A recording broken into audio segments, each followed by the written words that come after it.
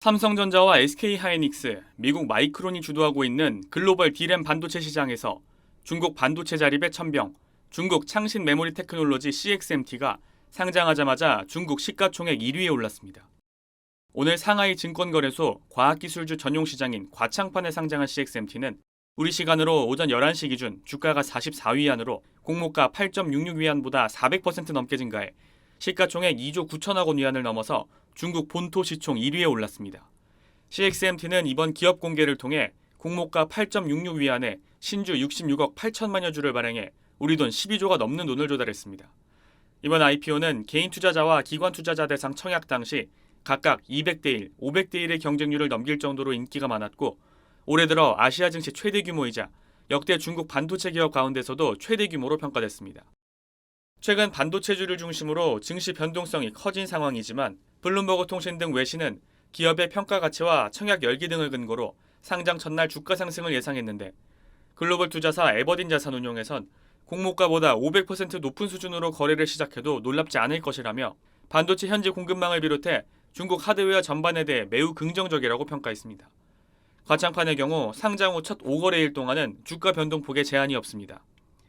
시장조사업체 카운터포인트 리서치는 올해 1분기 매출액 기준 세계 D램 시장 점유율은 삼성전자, SK하이닉스, 마이크론이 1위에서 3위로 전체 시장의 90% 가까이 차지하고 있다면서도 지난해 1분기 3%에 불과했던 CXMT의 점유율도 8%로 올라왔다고 분석했습니다.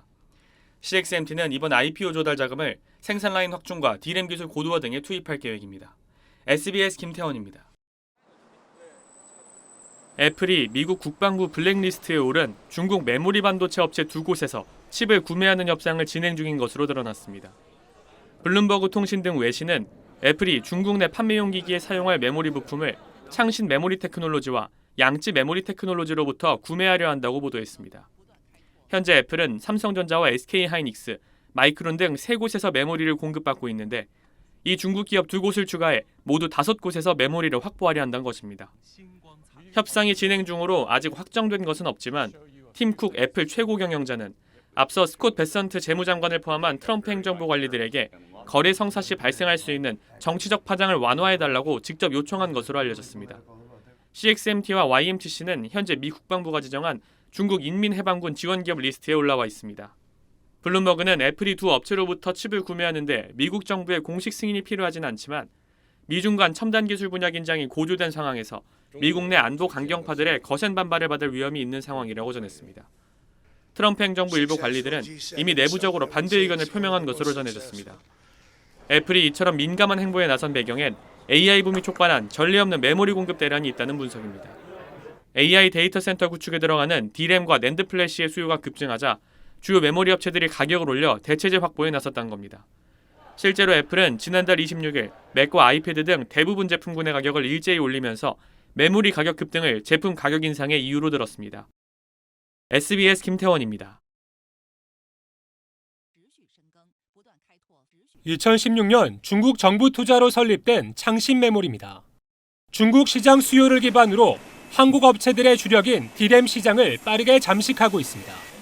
지난해 1분기 4.8%였던 중국 업체들의 전 세계 메모리 시장 점유율은 올해 말에는 10%가 넘을 걸로 예상됩니다. I think mainly support is from the government because that they have some subsidy from the government, and also if your client is willing to adopt the China product, it also has extra subsidy. 지난해 한국 메모리 반도체의 중국 수출 비중은 35.8%로 2년 만에 15.5%포인트나 감소했습니다. 중국 업체들이 한국산 범용 D램을 대체한 영향이 컸습니다.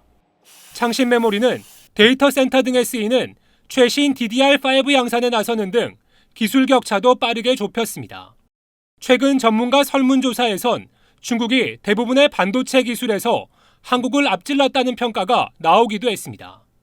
시스템 반도체 설계 분야에 있어서는 이미 한국을 한 5, 6년 전부터 이미 앞서고 있습니다.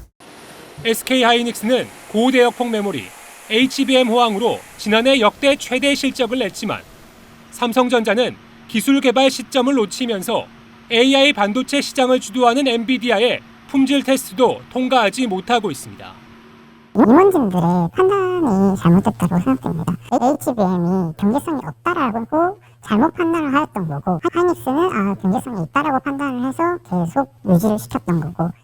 영국 파이낸셜 타임즈는 고가 제품 시장에선 SK 하이닉스와 마이크론, 저가 제품 시장에선 창신 메모리의 압박을 받는 삼성전자를 호두 까는 기구에 낀 상황으로 묘사한 전문가 평가를 실었습니다. 1990년대 디램 시장에서 일본이 사라졌던 경험을 이젠 우리가 걱정해야 할 처지입니다. SBS 박원경입니다.